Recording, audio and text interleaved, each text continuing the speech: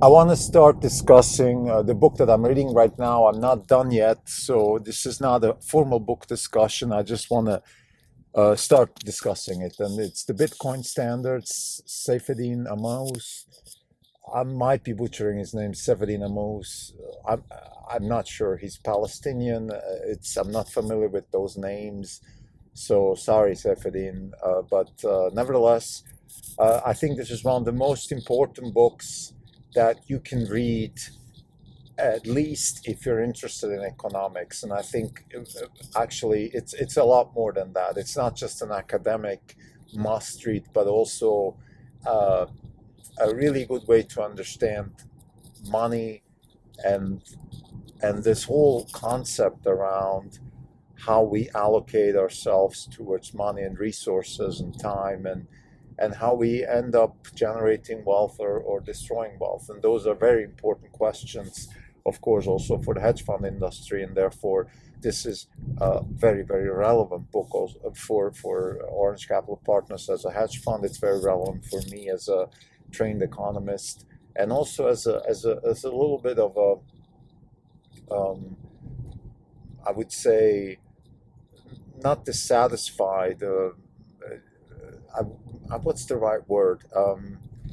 I have a little bit of nostalgia, and I feel sad about the way the economics profession has been perverted in the last couple of decades, particularly since I graduated.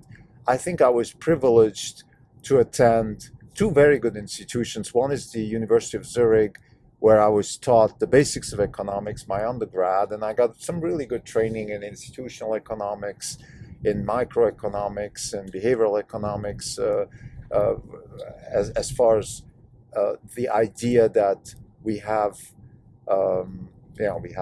we have certain types of behaviors that are archetypical, that just are, and that we have to organize ourselves around those behaviors. We can't manipulate those behaviors with things like monetary policy and things like that.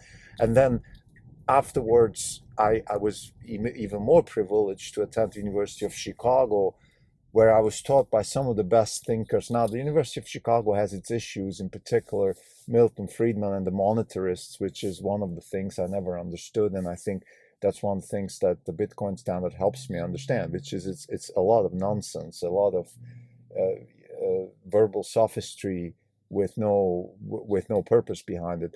So having said all of that, I want to discuss the first part of this book because that's where I am right now.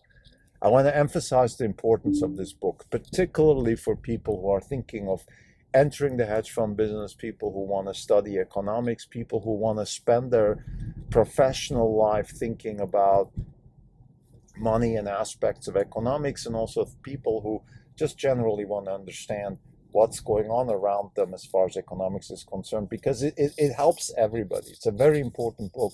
It's a great summary of what's called Austrian economics, but then also related to the modern times. This is not even on podcast. It's September 27th and 22. This is Krim Delco. For today, the fund is up 2%. The market's down 20 basis points. For the year, we are down 31%. The market is down 24.6%. We're underperforming by 5.4%. So the Bitcoin Standard, Saifedean Ammous, for trained economist actually, and before I go into the conversation of the book, maybe some background. He was an academic, and he gave up on the academics profession as an economist because he was enamored with the idea of Bitcoin, because as an economist he had like I think every economist should, he had understood very well the importance of hard money, and that hard money eventually leads to prosperity, and therefore he gave up the economics profession for becoming evangelist for Bitcoin. He wrote the book, The Bitcoin Standard. He's writing a book, The Fiat Standard now. He has a podcast. He goes around, talks about Bitcoin. And for those who try to understand, or for those who don't understand, I was one of those. What is this whole thing about Bitcoin? Well, what's the big deal? Well, it's a big deal because Bitcoin is a protocol, it's a technology, it's a money, but it's also a way of thinking, and I think that's what I'm trying to convey here. That's what Bitcoin Standard is for.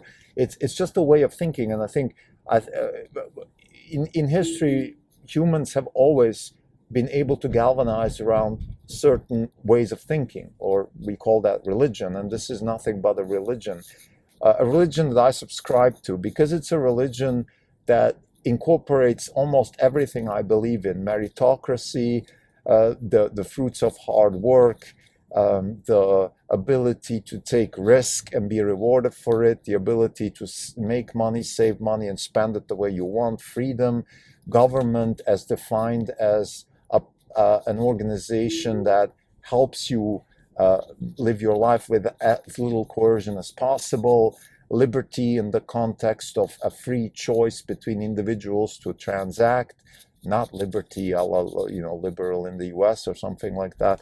So pretty much everything I believe in is somehow contextualized in this book. My own background comes from very liberal, in a Bitcoin Standard way, liberal thinking. So again, liberal as in free to transact with as little coercion as possible.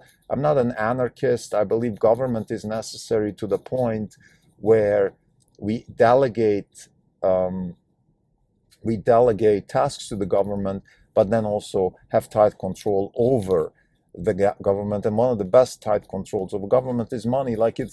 Money is the best way to control pretty much any human endeavor, because money is information about allocating labor. And if you start screwing up as far as your task is concerned, you just get less money, and then you get erased by the market. This is why hard money works so well. I want to emphasize 2 points now here in this first part of this conversation. Again, I'm through half of the book. I haven't finished the book, and I just want to emphasize 2 things. I want to emphasize the importance of hard money, and I want to emphasize the importance of 0 to 1. Those are the 2 things which I identify the most within the Bitcoin Standard. But anyway, before I go there, I just want to make a short case, let's say, if I had to write the foreword for the book, I want to encourage everybody who is trained economist, who is thinking of actually studying economics, or who is in the business of running money and doesn't have a lot of training in economics, pick up the book, read the book, because it's important for several reasons. It gives you a good framework of what economics is really about. It is not the kind of state-sponsored economics gibberish that is still rooted in things like Keynesianism and monetarism and all that bullshit, excuse my French, because these ideas, particularly Keynesianism, is, to paraphrase the Bitcoin Standard, it's academic comedy, and a lot of economics today is mathematical sophistry. So you can't take these things seriously, but what you can is try to understand the basic concepts, because they're very useful. The basic concept, again, is that humans act according to their needs, according to their interests, and according to whatever they can get away with. And money is a very good way to allocate between humans, hard money, of course, because it's information.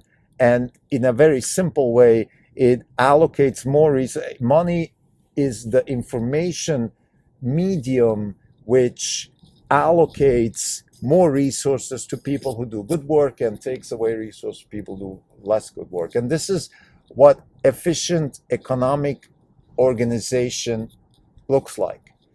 There are other ways to organize society: Maoism, feudalism, Caesarism, whatever. I subscribe to the hard money and freedom optimizing way of organizing a society. We at Orange Capital Partners, our tagline, Orange Capital Partners, is that freedom is the measure of wealth. Wealth and freedom are the same thing, 2 sides of the same coin, but one measures the other, in a sense that you can also, they each measure each other. The more freedom you have, the more wealth you have, the more wealth you have, the more freedom you have. So it's the same thing. It's just 2 different ways to look at the same thing.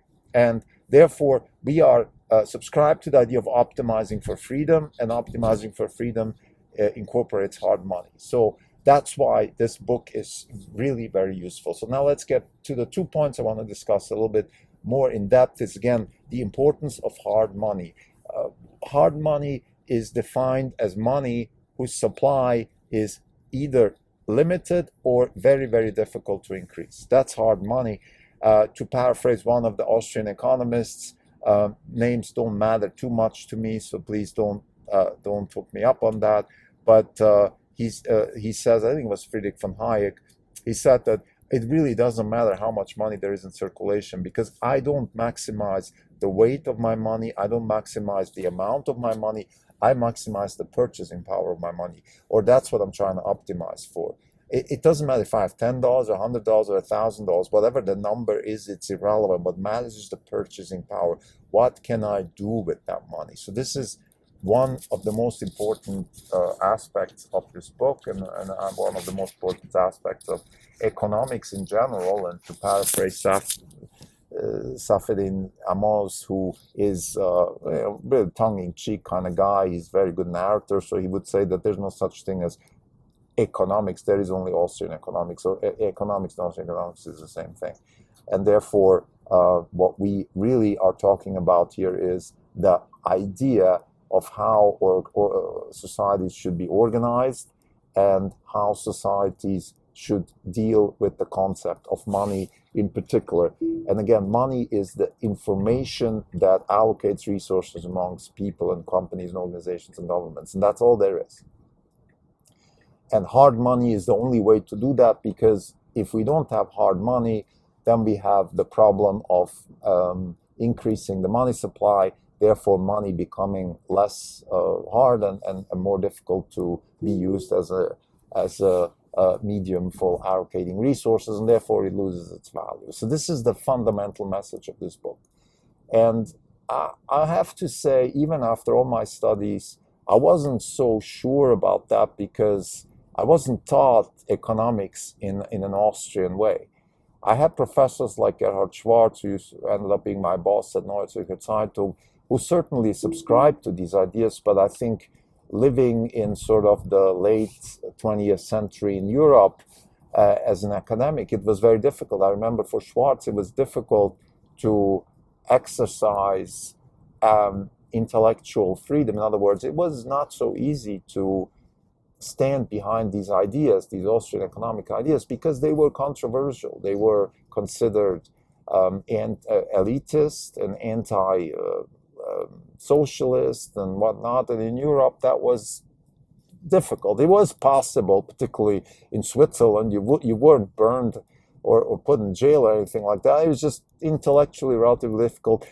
Even working at a place like Neue Zürcher Zeitung, back then when I started in the 90s, it was still a very liberal, again, liberal in a Bitcoin standard way, liberal type of newspaper. Today, it's, I think, gone astray, partly because the economics don't work anymore for the newspaper industry, and so on and so forth. But fundamentally, back in the 90s, it was still possible to, let's say, write an op-ed about what actually Austrian economics is all about and why economics is going astray in Europe. We're talking about the 90s. Things like, for example, the euro, the European Union are bad examples of how economics can derail adults and people and make them misorganize themselves. I think the European Union is, as far as I'm concerned, on the brink of collapse, because the euro is collapsing, finally, because the euro is collapsing because mismanagement. And I just have to throw in here a tangent here of Christine Lagarde, the head of the European Central Bank. She's not even a trained economist, but even worse, she is an intellectual elitist who has disregard for a lot of the concepts that are written in the Bitcoin standard, and that is shameful. That is shameful, and Europe will have to pay a very high price for putting people like that in powerful places. It is happening today. I mean, just anecdotal evidence of the euro is collapsing, and you can, as far as I've heard, still go and, let's say, borrow money for 2% in Portugal and buy real estate in Portugal. And that is just something that is, it's absurd, it's terrible, and it's going to cost those people who are being lured into this scheme their livelihoods. But that's another podcast. Back to the Bitcoin standard. Hard money is essential because money is an information media to allocate resources. So if we don't have hard money, by definition, we misallocate resources and the economy goes to rails. If we have hard money, then we have a more efficient society. Corruption is a lot more difficult. It's still there, but it's more difficult. And we end up finding the best solutions for problems, which is really what an economy is all about. If you look at it from a Popperian, epistemological point of view, what is an economy? What is it we're doing here? Well, we have the Maslow hierarchy, of course. We have to provide food and shelter and so on and so forth, and then maybe at some point do some sort of purposeful fulfillment for ourselves. But in the end, it's all about solving problems. And the question is, how do we best solve our problems? Well, partly by having a hard money to allocate resources most efficiently. For example, with fiat money, and this is now a Bitcoin standard argument, and saying that if we can print money, we enlarge the government because the government has the right to print the money. So therefore, there's no explicit mechanism that takes money away from the government. And because we don't have an explicit mechanism to take money away from the government, we then have, by definition, a growing misallocation of government resources, and even worse, the government grows like a cancer and starts eating at the actual productive resources of society. And this is what's happening in Europe. This is what's happening in the US to some extent, and in any other Western country, of course, in the totalitarian countries like China and Russia and Brazil and so forth. This has been happening anyway already. But what's shocking is that it's also happening in the Western countries. And because we don't have hard money, we have this problem that we have a lack of checks and balances within the governments, and therefore we have misallocation of resources. Now, there is some good news, and this is not in the Bitcoin standard, but I believe that Bitcoin is one of the main reasons why Jay Powell is turning to a hard money policy. Because what's going on right now here at the end of September in 2022 is that we actually do have a reversal of the dollar policy of the Federal Reserve towards hard money. The dollar is turning into a hard currency. We can see that around the world with the dollar strengthening and so on and so forth. And I'm willing to make the argument that the main reason for that is that we have competition. Jay Powell has competition with Bitcoin, with blockchain, with hard money, and to some extent they of course want to avoid losing out to this, but also maybe they're learning from this experience, internalizing it. No matter what, we have a reversal towards hard money. A lot of things in the US actually on the institutional level are going the right way. We have I hope so. We've seen the midterm elections, but the expectations are that we're going to get rid of a lot of the absurd leftism that has been governing for the last couple of years since COVID, and that we can get back to a very sound and sort of almost sort of Eisenhower-ish type government, where we are aware of the dangers of government, where we really invest in infrastructure. So we don't use infrastructure like Biden to do crony capitalism and buy votes and things, but we actually really build infrastructure. We really improve the situation for the government and for the future for our kids. It's possible. I'm hopeful as a hedge fund manager that invests in technology and innovation. I'm a professional hopefulist, but I think there's enough hope here. We have good movements on the side of the Supreme Court. We have good movements in Congress, movements towards wasting less money and being more productive. And by the way, even if I'm wrong about this, there's one big data point which proves me right here, which is we have higher interest rates that makes it more difficult to waste money on the side of the Congress, and therefore we should be able to have a more efficient government. So having said all of that, back to hard money, this is the first big lesson of Bitcoin Standard, is just the importance of hard money. And please read it, try to internalize the idea, because it's one of those things that sounds easy. I can explain that to a 5-year-old, but you still have to internalize it, the difference between hard money and fiat money. And the most important thing about hard money is that you cannot meddle with it. And Bitcoin is designed that way. Even if you have the best intentions, even if you're a benevolent dictator, if you're Lee Kuan Yew in Singapore, if you're the Swiss government, whatever, no matter what, you always have the tendency to dilute the money, and therefore it's not really hard money. Hard money is algorithmatized hard money, like Bitcoin, is a fantastic innovation, and it's a 0-to-1 innovation. And this brings me to the second point that I've been inspired by reading Bitcoin Standard, which is the 0-to-1 investing. Actually, I am just in the process of rephrasing the purpose of Orange Capital Partners in order to incorporate the 0-to-1 investing, because what we're really doing at Orange Capital Partners is what Saifedean talks about in the book, what the Austrian economists talk about. They're not necessarily using the word 0-to-1. 0-to-1 was coined by Peter Thiel in his book 0-to-1, which tries to explain the sort of human aspect of creating wealth.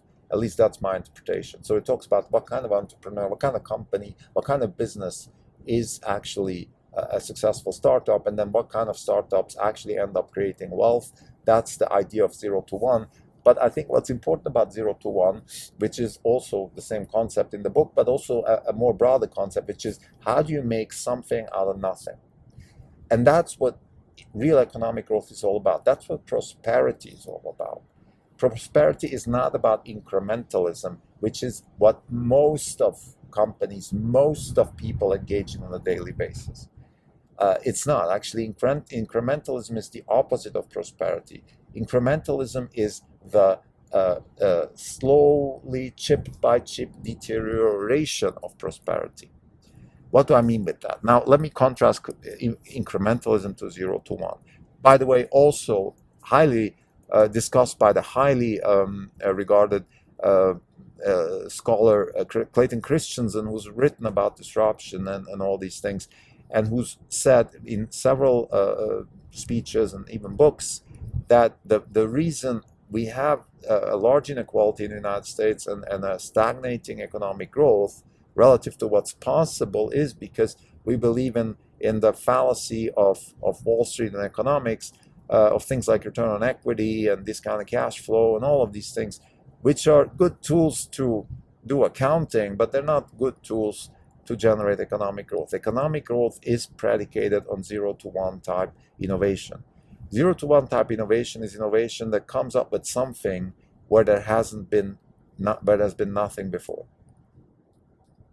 What do I mean with that?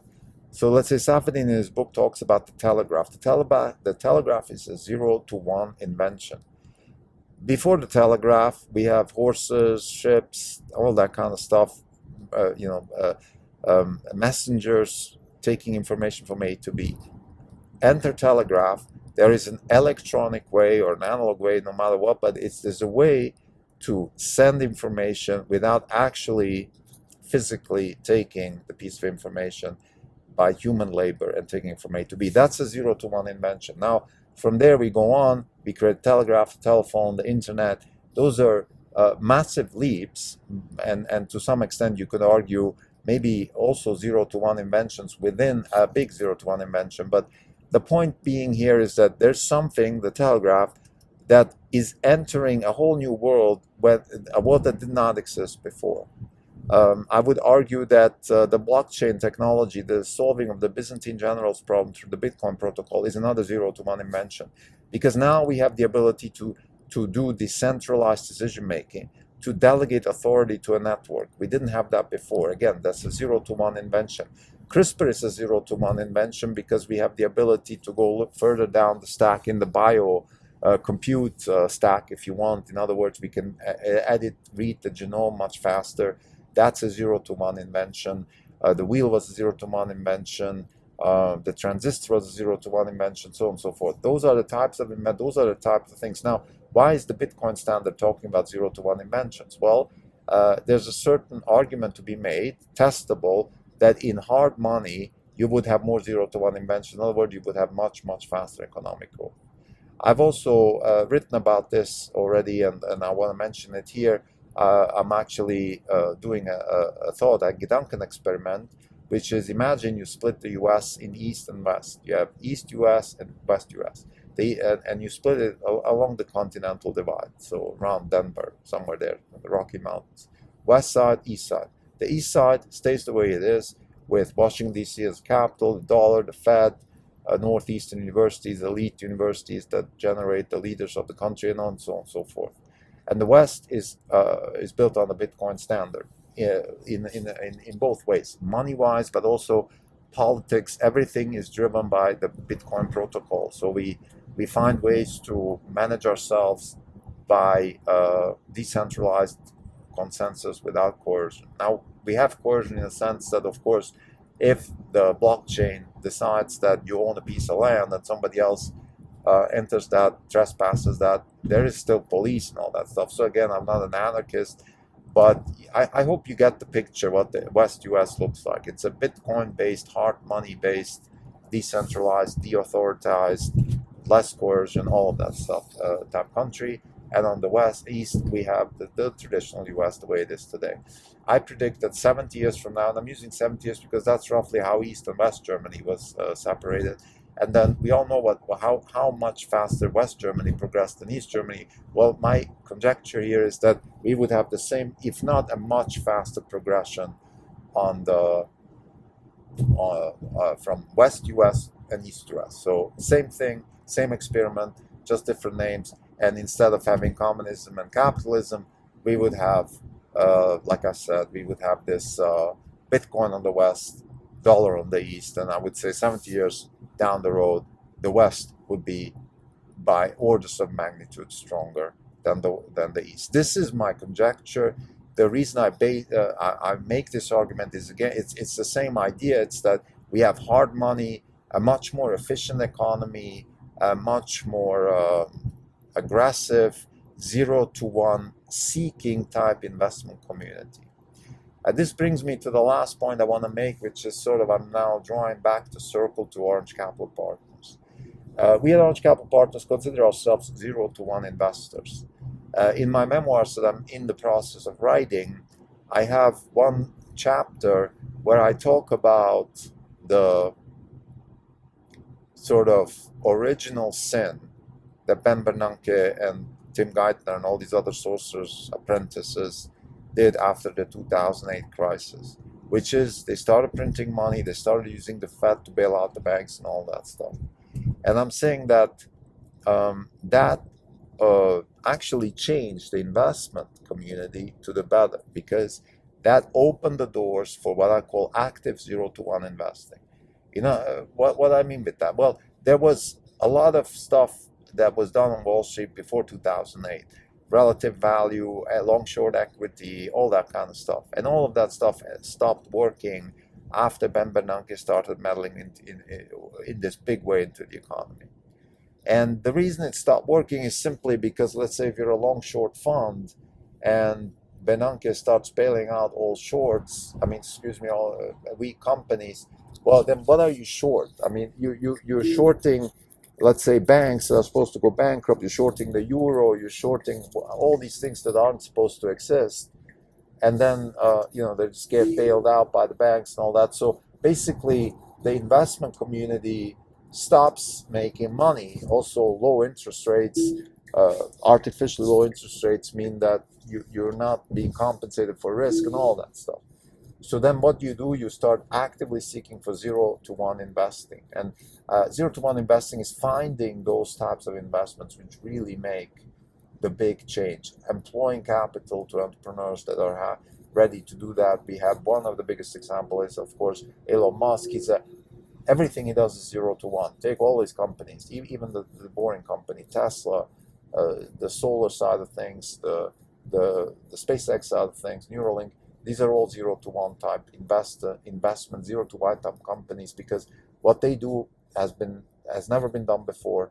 They're changing the way things are done, and they're opening up new markets, which is what 0 to 1 investing does. And I'm making the argument that what doesn't kill you makes you stronger, as the song says. And if you survive 2008, like we did at Orange Capital Partners, the only way to continue as a hedge fund, as a professional money manager, was to become a 0 to 1 investor. Now, people don't know that, and those who are still in business don't know that. We even didn't know it, but now that's how we think about it, because that's in reality. Where if a 5-year-old asks me, listen, what is it you do? My answer is I'm a 0 to 1 investor, because not because I want to or because it's cool. It's because that's the only way to make money in a post-Bernanke world.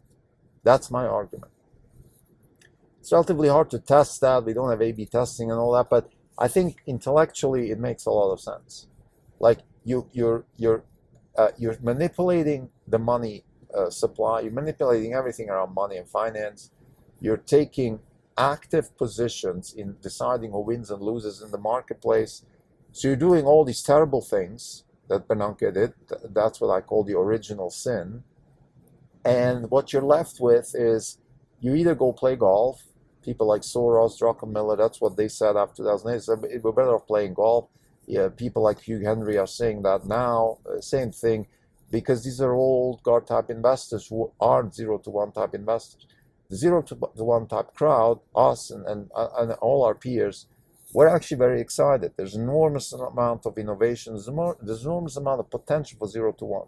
But what's really unique about this time that we're in as investors is this is the first time in history that 0 to 1 is actually actively being sold. And I would argue that before, it was not just not sold, it was, we tried to avoid it.